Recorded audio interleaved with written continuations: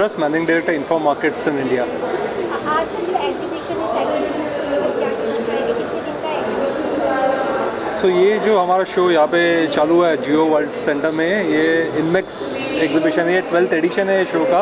ये more than 2 decades है, हर 2 साल में होता है और ये अभी पेंडेमिक के बाद पहली बार हो रहा है। ये शिपिंग और मैरीटाइम इंडस्ट्री के लिए है और यहाँ से सारी शिपिंग और मैरीटाइम इंडस्ट्री से जुड़ी हुई प्रोडक्ट्स, इनोवेशंस, टेक्नोलॉजी सारी देखने मिलेंगी। और ये जो शो है जो इंडिया साउथ एशिया का सबसे बड़ा माना जाता है जो शो है, तो यहाँ पे सारे नॉट ओनली इंडियन बट बहुत सारे जर्मन कंपनी, नॉर्वेजियन कंपनीज सारे एग्जिबिट कर रहे हैं। जो शिपिंग इंडस्ट्री आज देखा जाए इंडिया का सबसे बड़ा कोस्टलाइन है, 7,500 किलोमीटर से ज़्यादा।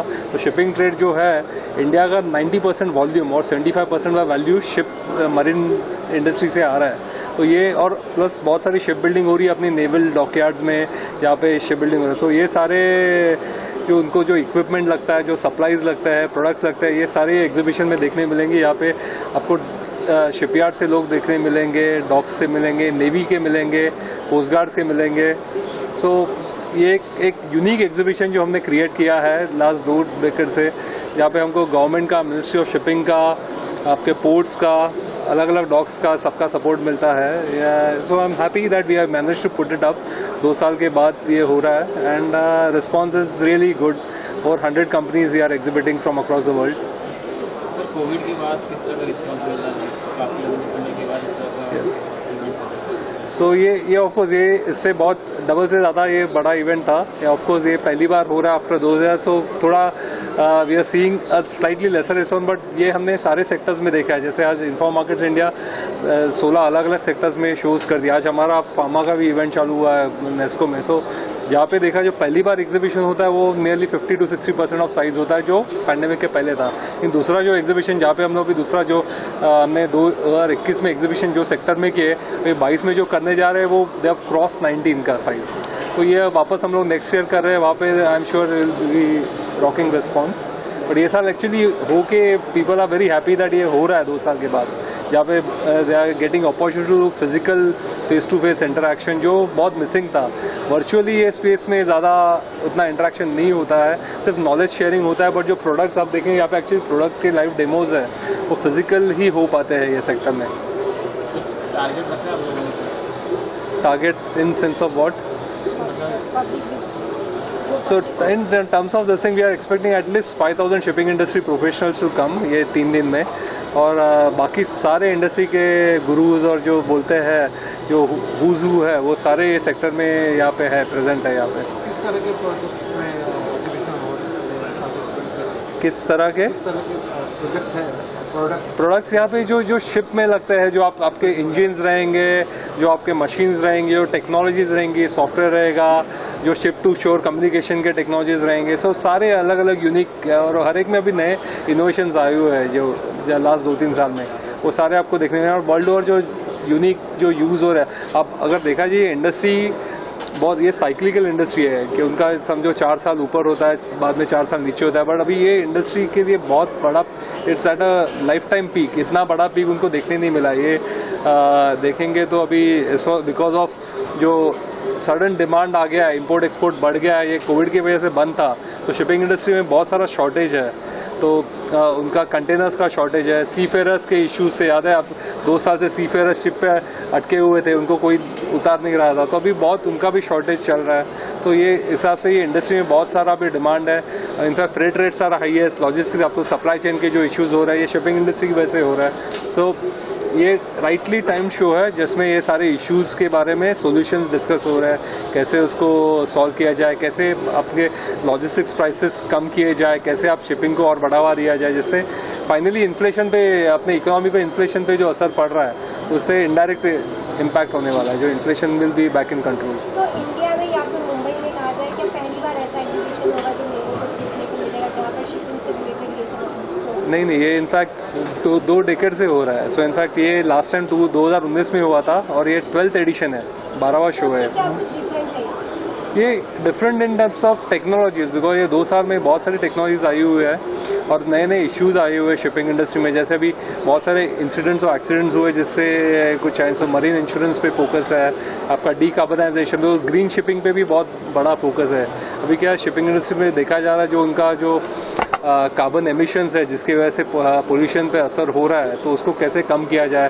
दे हैव सम स्टैंडर्ड्स कि 2050 तक they have to be zero carbon neutral. So उस बेसिस पे भी बहुत जो टेक्नोलॉजीज आई है उसके बारे में बात हो रहा है। कंट्री को अपना एज इंडिया ने अभी सोलार पे जैसे गया, वैसे shipping industry is also moving into lot of this new technology. So वो कुछ नए डायरेक्शन में हो रहा है जो 2 साल पहले इतना नहीं था उसके।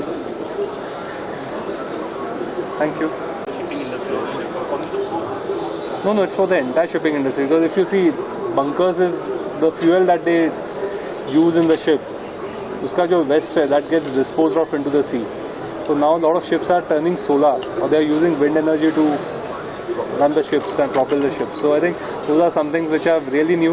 Or the fuel consumption also. What happens is at times the ships want to speed up their speed, want to reach the port early. So when they speed up the ship, what happens is the consumption also increase, and because of that pollution increase. So now there is also vessel management also, how the ships can fly in at right speed so that they reach maybe 1 hour early, not a 1 day early, but because of it there is more consumption. There is a lot of those vessel management, speed management technologies which are also on display. So a lot of different things. I think once you get deeper you will get to know a lot of things are there, how we can conserve our nature by creating that kind of technologies.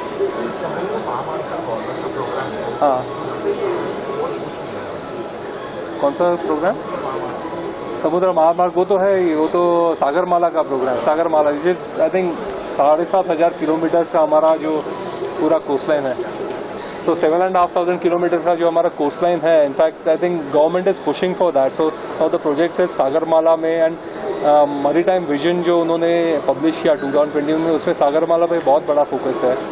And this current ministry of shipping is also aiming for that. Brahmaputra में say transfer, and it is actually the cheapest mode of communication and traveling. So I think this will come up future. Also नया focus जो government का हो रहा है वो cruise shipping पे हो रहा है। So I think you would have attended the conference incredible अभी जो हुआ था।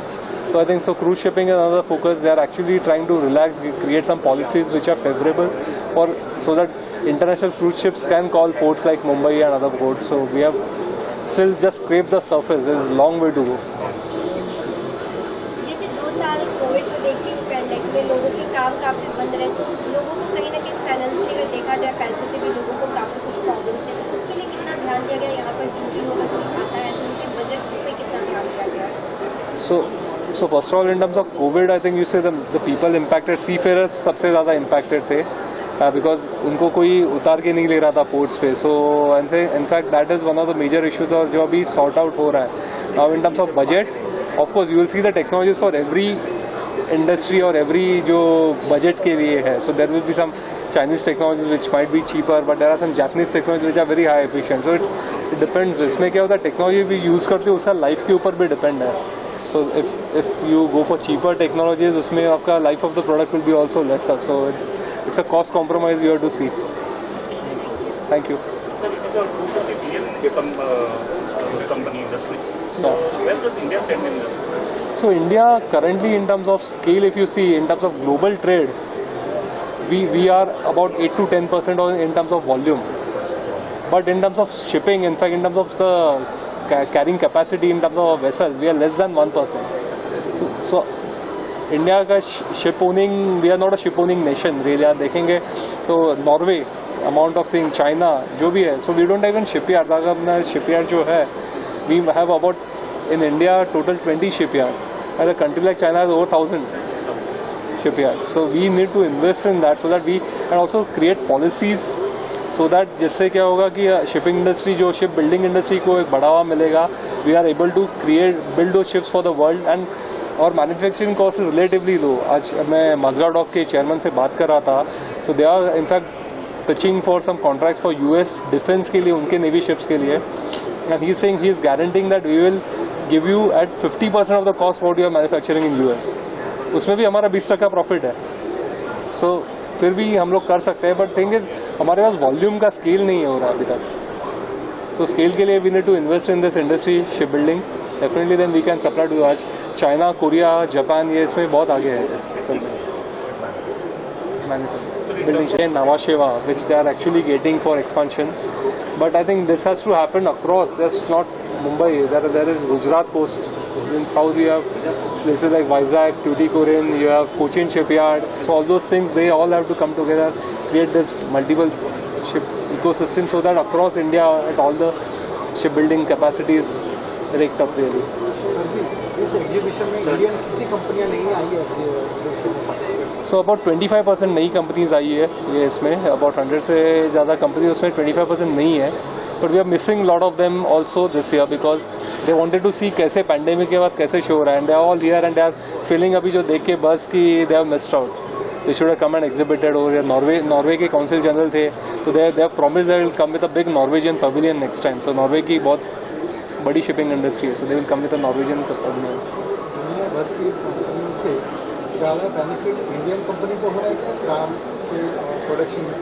See, it's a thing that हर चीज़ आप इंडिया में मैन्युफैक्चर नहीं कर सकते हो. At times you have to import certain things and then scale up and manufacture, because हर एक में आपका कॉस्ट बेनिफिट भी देखना पड़ेगा. अगर आपको शिप मैन्युफैक्चर करना है इंडिया में, तो अगर आप हर चीज़ इंडिया में मैन्युफैक्चर करने जाओगे तो आपका कॉस्ट बढ़ेगा.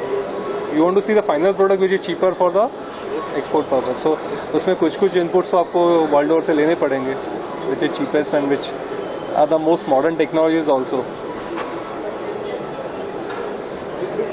एब्सोल्युटली बहुत ज़्यादा हो गया. अभी सप्लायर्स बढ़ रहे हैं इंडस्ट्री में बिकॉज अभी ये shipping industry is at its peak right now. तो उनका शिप्स का सप्लाई कम है, कंटेनर्स का सप्लाई बहुत कम है. So in fact at this time the ship building is also stepping up. तो ये साइक्लिकल, इसलिए ये इंडस्ट्री बहुत साइक्लिकल है.